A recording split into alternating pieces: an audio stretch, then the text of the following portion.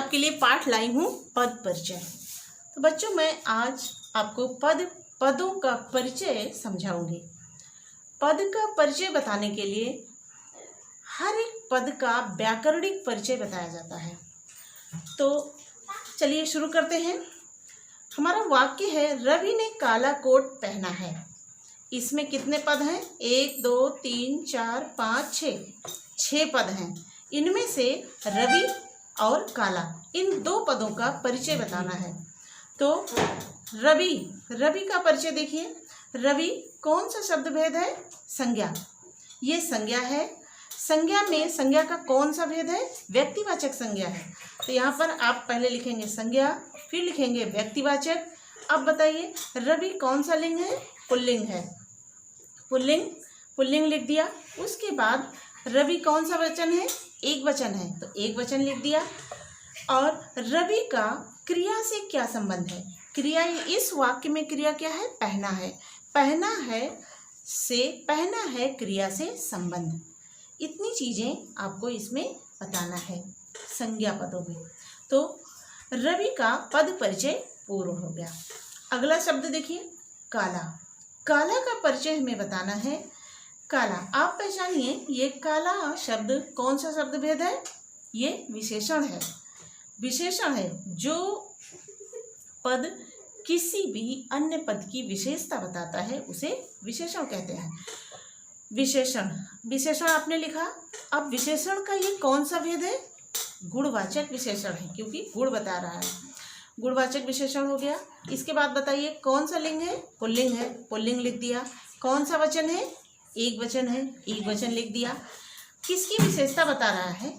Coat की विशेषता बता रहा है। तो कोट इसका विशेष्य होगा, तो आप लिखेंगे कोट विशेष्य का विशेषण। काला शब्द का पद परिचय पूर्ण हो गया। चलिए आगे बढ़ते हैं। अब देखिए दूसरा वाक्य एक देखिए, वह अपने देश पर मर मिटे। इस वाक्य में कितने पद हैं? 1 2 3 4 5 6 पद हैं। इन 6 पदों में से 2 पद का आपको बताना है, एक वह और एक मर मिटे। तो वह देखिए, वह को पहचाने आप, कौन सा शब्द भेद है? ये सर्वनाम है। सर्वनाम है, तो आप सबसे पहले क्या लिखेंगे? सर्वनाम। अब सर्वनाम का कौन सा भेद है? पुरुषवाचक है। पुरुषवाचक का कौन सा उपभेद है? अन्य पुरुषवाचक है। तो आप क्या लिखेंगे? अन्य पुरुषवाचक सर्वनाम। सर्वनाम लिखा है, फिर लिखेंगे अन्य पुरुषवाचक। वचन कौन सा है? चूंकि ये कई व्यक्तियों की बात है, इसलिए ये क्या है? बहुवचन है। यहाँ पर आप लिखेंगे बहुवचन। लिंग कौन सा है? पुल्लिंग है, तो आप पुल्लिंग लिखेंगे। कारक कौन सा है? कर्ता कारक है, क्योंकि जो व्यक्ति कार्य करता है वो कर्ता कारक होता है, तो ये है कर्ता कारक। क्रिया से इसका क्या संबंध है? कौन सी क्रिया है इस वाक्य में? मर मिटे। मर मिटे क्रिया, वह यानी सर्वनाम का मर मिटे क्रिया से संबंध है। आप क्या लिखेंगे? मर मिटे क्रिया से संबंध। नेक्स्ट पद देखिए, मर मिटे। मर मिटे, ये कौन सा पद है? ये मर मिटना, ये कोई कार्य हो रहा है, ये होगा क्रियापद है ये। तो आप, ये क्रियापद है, आपने पहचान लिया। क्रिया का कौन सा भेद है? ये अकर्मक है, क्योंकि इसके साथ कोई कर्म नहीं है। अकर्मक क्रिया है, आपने लिख दिया अकर्मक क्रिया। लिंग कौन सा है? पुल्लिंग है, तो आपने पुल्लिंग लिखा। वचन कौन सा है? बहुवचन। चूंकि यहाँ पर देखिए ये वह आया है, वह बहुत से व्यक्तियों के लिए है, इसलिए यहाँ पर इनकी क्रिया क्या होगी? बहुवचन है। इसके बाद क्रियापदों का पद परिचय बताने के लिए धातु भी बताना होता है। धातु, आप इसमें धातु वो होता है जिस धातु से क्रियापद बनता है, क्रिया शब्द बनता है। तो यहाँ पर मर धातु होगा। मर धातु एक प्रयोग बताना होता है कि किस प्रकार का ये प्रयोग है। प्रयोग 2 प्रकार का होता है, कर्तृ प्रयोग और कर्मण प्रयोग। जब कर्ता के द्वारा कार्य होता है तो वो कर्तृ प्रयोग होता है, जब कर्म के द्वारा किसी कार्य का होना पाया जाता है तो कर्मण प्रयोग होता है। तो यहाँ पर कर्ता कार्य कर रहा है, इसलिए कर्तृ प्रयोग होगा। इसके अलावा यहाँ पर काल भी बताना होता है। ये कौन सा काल है? क्योंकि ये कार्य मर मिटे भूतकाल है, तो आपको यहाँ क्या लिखना है, भूतकाल। ठीक है, भूतकाल हो गया। क्रिया से इसका क्या संबंध है, किसका संबंध है, वय। वय का क्रिया से संबंध है, तो आप क्या लिखेंगे, वय कर्ता की क्रिया से संबंध। ये आपका हो गया। अगला वाक्य देखिए, कभी कभी राम और श्याम टेनिस खेलते हैं। कभी कभी यानी एक समय बता रहा है और टेनिस खेलने की विशेषता बता रहा है। तो जब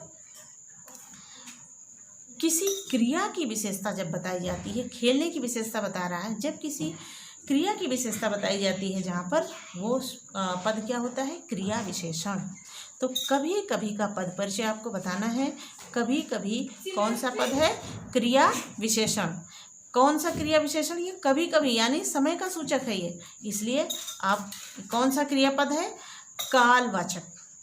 कालवाचक ये क्रियापद है, तो कालवाचक क्रिया विशेषण है। खेलते हैं क्रिया की विशेषता बता रहा है। इसमें सिर्फ दो चीज़ें बताई जाती हैं, कौन सा भेद है, कौन सा उपभेद है, और किसकी विशेषता बता रहा है। ये हो गया। इसके बाद आपको और शब्द का पद परिचय बताना है। और शब्द क्या होता है बेटा, यहाँ पर देखिए, और राम श्याम को जोड़ने वाला शब्द है। तो जो पद किसी दो शब्दों को जोड़ता है या दो वाक्यों को जोड़ता है, वो क्रिया वो समुच्चय बोधक होता है। समुच्चय बोधक अव्यय, अव्यय आपने पढ़ा भी है, समुच्चय बोधक अव्यय होता है। तो यहाँ पर आप क्या लिखेंगे, ये पद समुच्चय बोधक है। और शब्द क्या है, समुच्चय बोधक। समुच्चय बोधक का कौन सा भेद है, समुच्चय बोधक दो प्रकार का होता है, समानाधिकरण और व्याधिकरण।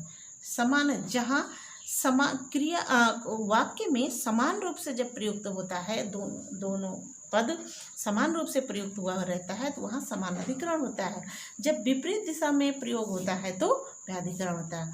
तो यहाँ समान रूप से है, समानता बताया जा रहा है, इसलिए यहाँ पर समानाधिकरण इसका उपभेद है। तो समुच्चय बोधक है, समानाधिकरण है, समानाधिकरण समुच्चय बोधक। किसको किसको ये जोड़ रहा है, राम और श्याम को जोड़ने वाला ये पद है। आपको यह समझ में आ गया होगा।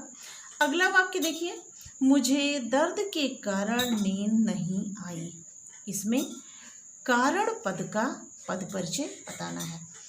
कारण, ये कारण जो है आपको पहचानना है। ये जब किसी वाक्य में एक पद किसी वाक्य में प्रयुक्त दूसरे पदों का संबंध यदि बता रहा हो तो वो संबंध बोधक होता है। तो यहाँ कारण शब्द दर्द और नींद का संबंध बता रहा है, इसलिए यहाँ पर ये क्या होगा, संबंध बोधक। तो ये संबंध बोधक है। संबंध बोधक का ये कौन सा भेद है, संबंध आपको मैंने पढ़ाया है। संबंध बोधक 14 भेद होते हैं, जिसमें ये क्या है, कौन सा भेद है, हेतु सूचक। ये हेतु सूचक है। किस किस पद को ये का कारण है, दर्द पदबंध का ये कारण है। आगे बढ़ते हैं। वाक्य है, क्या उसने झूठ बोला। ये विस्मय सूचक है। क्या, क्या शब्द का पद परिचय बताना है। तो बच्चों क्या, ये कौन सा पद है, विस्मयादिबोधक है। यहाँ पर आश्चर्य प्रकट हो रहा है। क्या विस्मयादिबोधक है।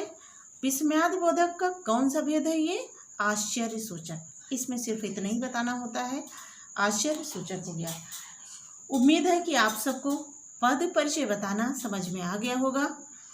और बच्चों, यदि आपको कहीं पर इसमें नहीं समझ में आया होगा तो फिर बताना, फिर से हम दोबारा समझाएंगे। चलो अब बंद करते हैं। Thank you.